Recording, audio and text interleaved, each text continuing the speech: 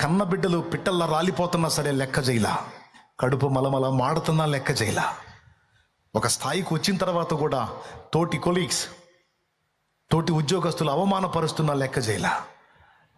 భార్య ఇబ్బంది పడుతున్నా ఆ శ్రమలు, ఆ సమస్యలు, ఆ బాధలు ఏవి కూడా అతన్ని కదిలించలా. ఒకటే లక్ష్యం, ఒకటే లక్ష్యం. పిల్లవాడు జబ్బుతో ఉన్నాడు, నీకు డబ్బు కావాలంటున్నావు. ఈ డబ్బు పిల్లవాడికి ఉపయోగిస్తే పిల్లవాడు బ్రతుకుతాడు, ఇది నీకు పంపిస్తే వాడు చచ్చిపోయే అవకాశం ఉంది అంటే,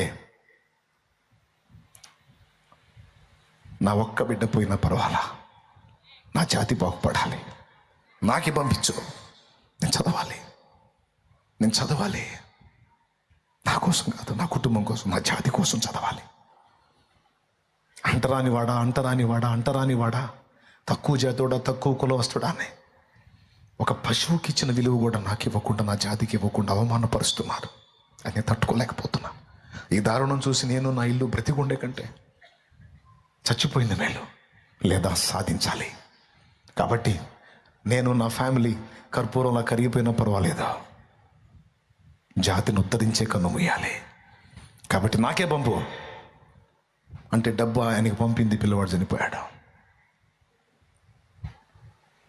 బాబు మళ్ళా సమాచారం అయింది గంగాధర్ చనిపోయాడని.